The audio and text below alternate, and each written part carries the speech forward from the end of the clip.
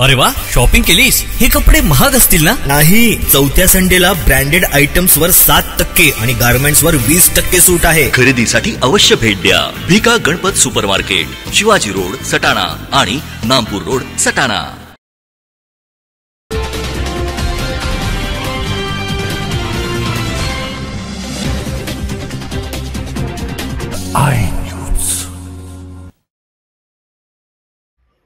धुळे लोकसभा मतदारसंघाच्या निवडणुकीसाठी भाजपाचे उमेदवार डॉक्टर सुभाष भामरे 29 एप्रिल रोजी तर काँग्रेसचे उमेदवार डॉक्टर शोभा बच्छाव 30 एप्रिल रोजी आपले नामांकन अर्ज दाखल करणार आहेत. धुळे लोकसभा मतदारसंघाची निवडणूक दुरंगी होईल अशी चिन्हे गेल्या आठवड्यातच स्पष्ट झालीत. महायुतीकडून विद्यमान खासदार डॉक्टर सुभाष भामरे यांना तर महाविकास आघाडीकडून डॉक्टर शोभा बच्छाव यांची उमेदवारी जाहीर झाली. दोघी उमेदवारी जाहीर झाल्यानंतर नाराजी नाट्याचे अनेक प्रयोग झालेत.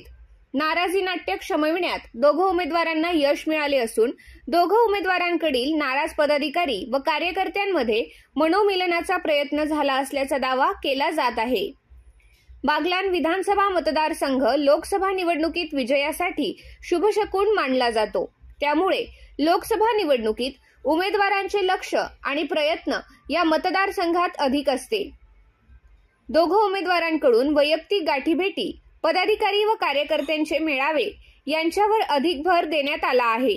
त्यामुळे लोकसभा निवडणुकीतील प्रचाराला सुरुवात झाली असल्याची चाहूल दिसू लागली आहे. 29 एप्रिल रोजी महायुतीचे उमेदवार विद्यमान खासदार डॉक्टर सुभाष भामरे आपले नामांकन पत्र सादर करणार आहेत, तर महाविकास आघाडीच्या उमेदवार डॉक्टर शोभा बच्छाव दिनांक 30 रोजी उमेदवारी अर्ज दाखल करणार आहेत.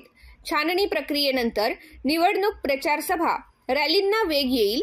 बागलाणकर कुणाच्या पारड्यात मतदानाचे दान टाकतात हे निवडणूक निकालानंतरच स्पष्ट होईल.